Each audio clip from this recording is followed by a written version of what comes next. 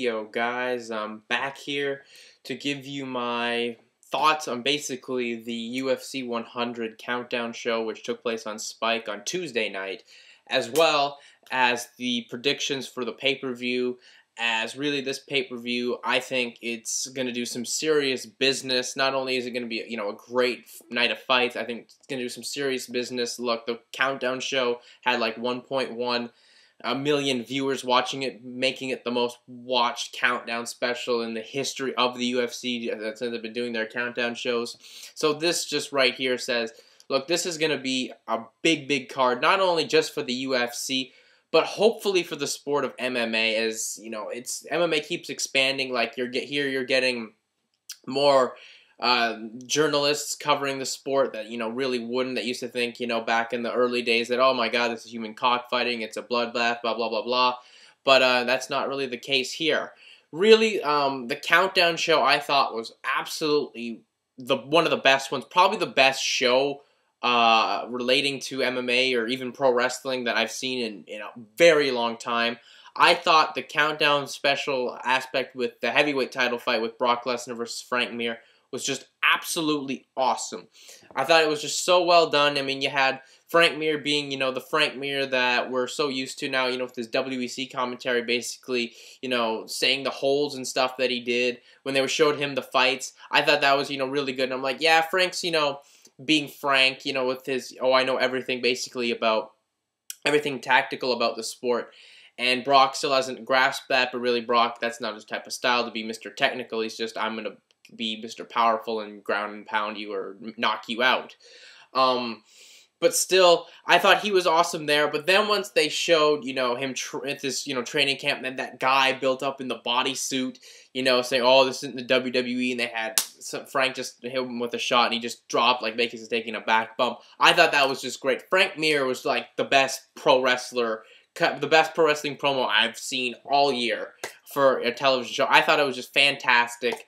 Got me even more excited for this fight. The way I see it is I think Frank's mentality is, look, I beat him before. I'm probably going to beat him again. I don't think really his strategy's been the best. I mean, he says that he's been training, a lot harder. And yes, he's been training a lot harder than, Frank used to be. But I don't think he's, being a gym rat like Brock Lesnar is. I think Brock Lesnar is a massive gym rat. He's been working on how to get out of any type of submission, a knee bar, arm bar, any type of submission. I think he's really been working on that more so than anyone's going to be giving him credit for. And I still think, he's been, hyping up his strengths maybe a little bit more. So maybe a little bit, but not as much as, he's been working on the defensive aspect, which, they even brought up on the countdown show, which I think it will work out for Brock. I think maybe this fight's going to go exactly the same way, only Brock won't be dumb enough. And the fact they have one of the top referees in the game with Herb Dean, not Steve Mazzagatti, because we all know that stand-up was very controversial as Brock was beating him up pretty bad with the hammer fists. And yeah, Brock may have hit him in the back of the head, but I think that's more so because Frank was trying to move his head and get out of the way of it, and Brock's fist just kept going down and hit Frank's head right on the back. That's just an unfortunate thing, and the ref stopped it and got the stand-up, and we all know the decision there.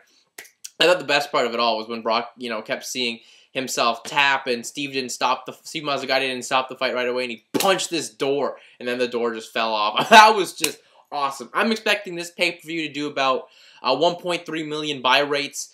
That's exactly what the UFC is expecting. It could do more if it exceeds my expectations. I really wouldn't be surprised, as the countdown show has been really hyping it up well. And the fact that other news outlets other sports media outlets are hyping this up. So I think this card could do really strong. Will do really strong business and break all their records. I mean, if it doesn't, then I don't know what happened or something. This card should be the biggest gate that they've ever done for an event in Las Vegas, in particular, and for them as a company as a whole, and just set the record for pay-per-view buy rates. And yeah, that's exactly what I think it should do. And I thought the countdown show, like I said, hyped it up, especially your Lesnar-Mir fight as well. I thought, they did a good job with St. Pierre Alves. I mean, they don't really have a big feud or anything like that. It's just, Thiago hyping up his dream, kind of like how they did for when Machida took on Evans back at UFC 98.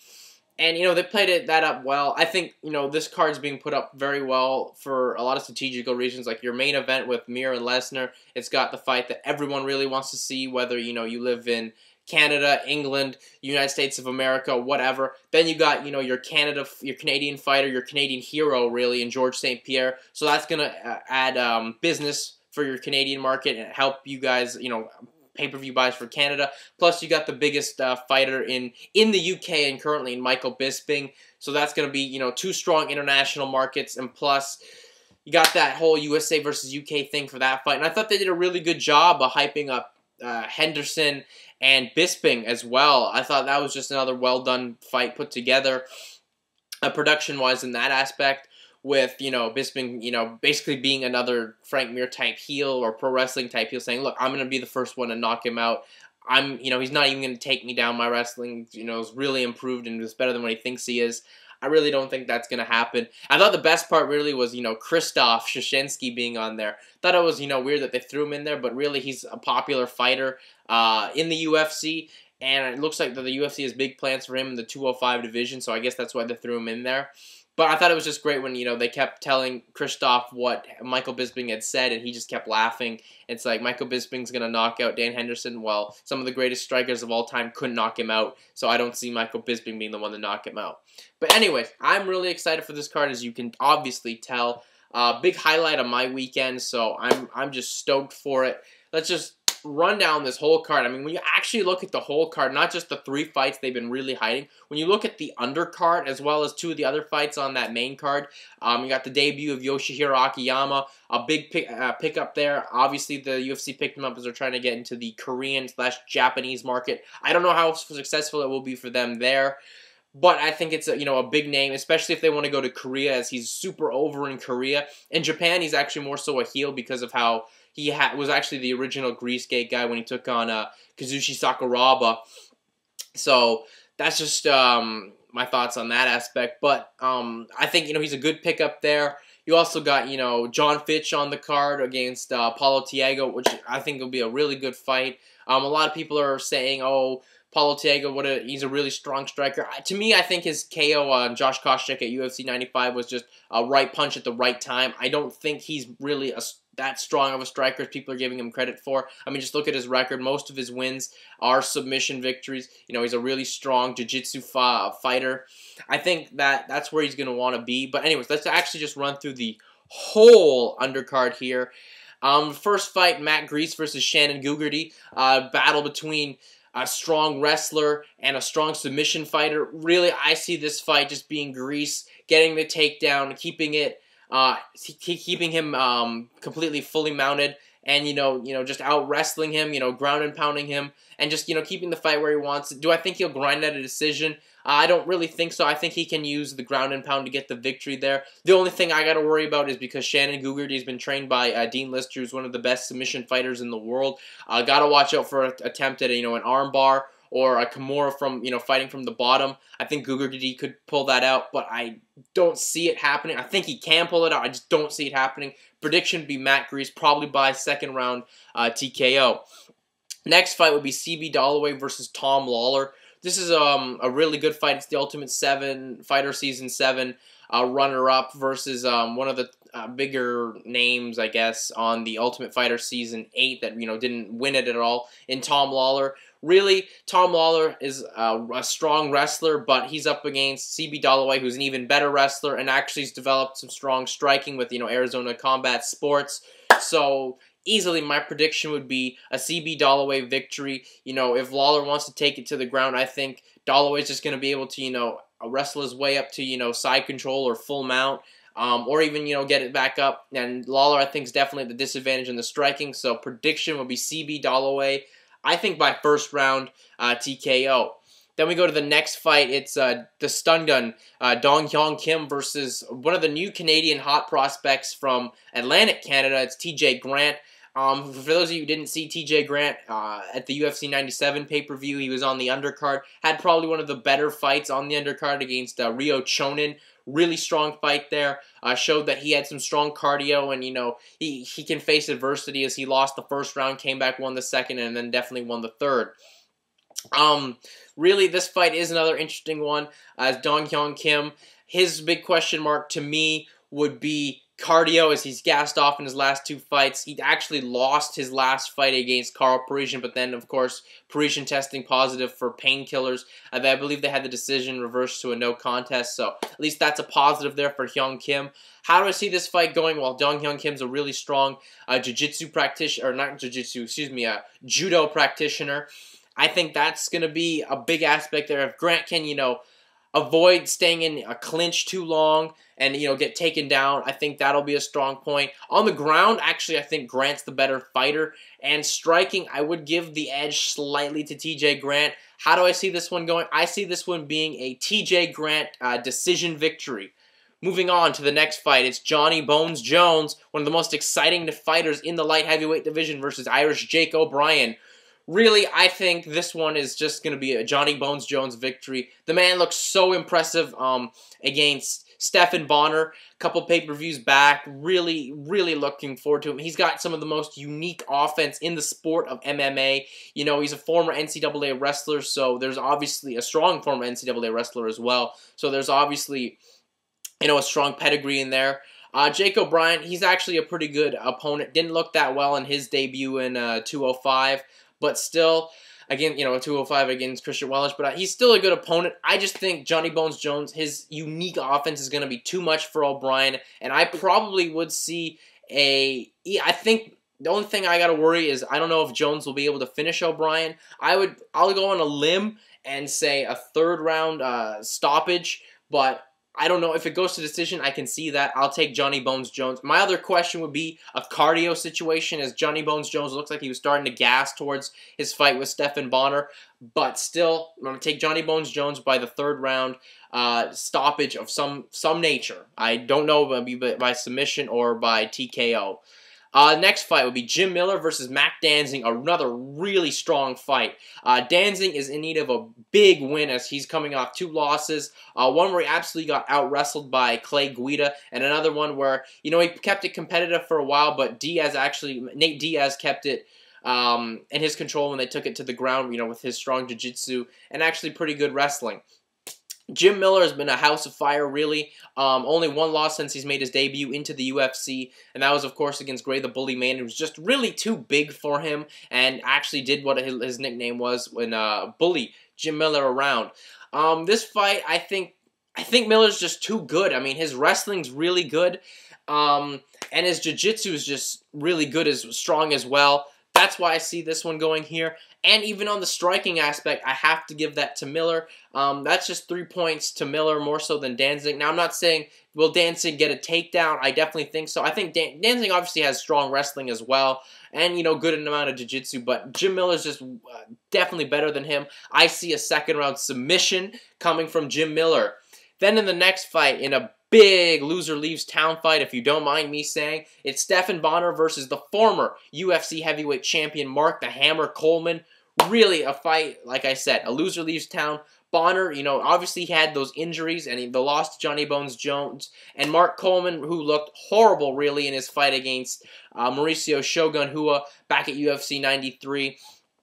To me, this fight is, did Coleman train smart? He says he has in interviews, but then again, he said he trained smart. He said he was in the best shape of his life when he took on Mauricio Shogun Hua. Really didn't look like that at all. To me, I think Bonnar needs to dictate the pace, keep the fight standing, try not to, get it too close. I think Coleman's wrestling is going to be a big factor here because that's one of Bonnar's weaknesses is his wrestling. I think Coleman will probably get a takedown and try and keep him mounted. But I think Bonnar may be able to, Bonnar's the tough guy. He'll stay in the fight. I think he'll be able to withstand that and probably get it standing up again and either finish him off or grind out a decision. That's my prediction. I'm going with Stephan Bonnar here. Like I said, I think he's gonna get the victory. I'm still curious about Coleman's cardio, and Bonnar seems to have strong enough cardio to keep the pace going. So that's my prediction, Stephan Bonnar. Moving along, we go to the next fight, the first fight on the main card, and it's Yoshihiro Akiyama, like I said, making his debut into the UFC against Alan the Talent Belcher. Another really good fight. Yoshihiro Akiyama, like I said, he's a great judo guy. I keep making that mistake for some reason. He's a strong judo fighter from South Korea. You know, he was starting to get a big developing. He got a big developing over in Japan and Korea, but of course there was the frickin' Grice gate situation against Sakuraba, and then, you know, he got a big victory over Melvin Manhoof, where he actually showed that he had really strong striking and actually started to develop himself strongly. Didn't have some of the most exciting and impressive looking fights back in Dream, but then again, that's a whole different ball game when you're coming in from Japan to now fight in the States. You know, different circumstances, different formatting, especially for Dream, have had the old Pride rules, and I wonder how that's going to play a factor with Akiyama. Belcher actually on the ground is a lot better than I think a lot of people are going to give him credit for. And the way I'm going to pick him to get the victory here because, one, it's Akiyama on the biggest show of the year for the UFC, making his first fight. I don't know how much nerves are going to get to him here. And the fact that, you know, a lot of people are like, well, Akiyama on the ground I think will be enough to beat Belcher. I don't see that happening at all. If you look at Belcher's last fight against Dennis Kang was really dictating it on the ground, and Belcher just came out of nowhere, pulled out a submission. When I see something like that, it's going to be really hard for me to bet against someone like that. So I'm going to take Alan Belcher getting, I may say, a second-round submission. That's where I'll go with. Second-round submission for Alan the Talent Belcher. Then we go to the next fight here on the main card. It's John Fitch versus Paulo Thiago. Like I said, people I still think are maybe overrating Thiago's striking ability. Yeah, it was a nice knockout there of Josh Koscheck, and I thought it was foolish of Koscheck to dispute the KO when he clearly did get rocked. But I think Fitch is a strong wrestler, an extremely strong wrestler, who I think he's going to take this fight, take him down, and you control him. I just see that happening. I think his wrestling's going to be really strong there. Even if it's a stand-up battle, Fitch is, you know, good enough to keep it going there. I think his striking is actually better than Thiago. Yeah, Thiago had that one knockout like I keep mentioning, but still, that's just the way I see it. I think Fitch will win this fight. I think Fitch will grind out a decision. I don't know if he'll be able to finish Thiago. One thing I think Fitch definitely has to worry about is the fact that if he gets, you know, the wrestling, he wants to keep it obviously in the full mount. I don't know. He's not the best guy I want to have fighting off my back, especially someone with strong jiu-jitsu of Paulo Thiago. That's just my thoughts on that aspect of that fight. So prediction would be John Fitch by decision. Then we go to the three big fights. We'll go with the Ultimate Fighter coaches colliding. Dan Henderson versus Michael Bisping. A really interesting fight here. Henderson, he's kind of a methodical kind of a guy, you know, obviously the strong wrestling background, and Bisping as well. You know, Bisping's coming into his own. Didn't have maybe the greatest performance there in his last fight against Chris Lieben back at UFC 89. The way I see this one's going the distance. I'm taking Dan Henderson. I think his wrestling's going to be too strong for him. You know, Bisping maybe have a smidge of an edge in striking, but I can't bet against Dan Henderson's striking. Come on, this is the guy that did knock out Wanderlei Silva back in Pride, so gotta go with Dan Henderson. I think Henderson takes this one by decision and gets himself in line for a UFC, another chance at Anderson Silva's middleweight championship. Then we go to the first title fight of the evening. It's George Rush St. Pierre versus Thiago the Pitbull Alves. This is going to be a really good fight, as everyone keeps wondering. Can St. Pierre get the takedown? And I'm going to say yes. I mean, yeah, Josh Koscheck and Matt Hughes couldn't get the man down, but I think people really underrate St. Pierre for his wrestling. Hell, this was a man who was able to out-wrestle a strong wrestler in Frank Trigg, out-wrestle a strong fighter in John Fitch, and out-wrestle Matt Hughes. So I have to go with, you know, that aspect going to lead for St. Pierre to get a takedown. His striking, you know, definitely he doesn't want to mix it up with Alves, as I think Alves is the better striker, you know, with the hands. But St. Pierre's striking more so comes from the kicks. So we'll see where that comes, how that comes into play. Really, I'm going to take St. Pierre by a fourth round stoppage. I think probably by TKOs, but we'll see where things happen. You know, Alves is really a tough guy. I mean, if St. Pierre keeps it standing, which I really don't think he wants to do, then you got to take Alves. But I'm going with St. Pierre. I think right now St. Pierre's in his prime, the best, probably one of the best fighters in the world, easily top 3. So going with George St. Pierre. And then, of course, the main event, the World Heavyweight Championship is on the line. Brock Lesnar, the UFC Heavyweight Champion, defends his belt against the UFC interim Heavyweight Champion and former actual Heavyweight Champion, Frank Mir. Really, I see this fight actually being a carbon copy of the last one. I see, Lesnar getting the takedown and just staying on top of him and finishing him. That's how I see this one happening. I just, for some reason, get the impression that Frank's taking Brock a little lightly. Compared, since he has the victory over him, his confidence has to be 100%, over maybe like 100% hyped, more so than it normally would be. He definitely kind of doubted us. He seemed to doubt himself a little bit before going into the fight against Big Nog, but he definitely showed that his striking is really, really strong. But then again, that's just one performance, but I think that his striking definitely has improved completely. I don't think he wants to make that kind of a battle. I think he's going to want to use the jiu-jitsu that he has to imply that on Lesnar and, try and get another submission on the man, because, Brock isn't used to those types of submissions, and, I don't know about Brock's tolerance to submissions here. But I think Brock is my pick. Brock is, I think, just too big, too strong, and hits way too hard. So, and I think he's going to get the takedown and just, actually have better positioning and not try and completely rush it like he did the last time. So I'm taking Lesnar. Really, overall, should be a great night of fights. Anyways, that's it for me. I am out. Peace.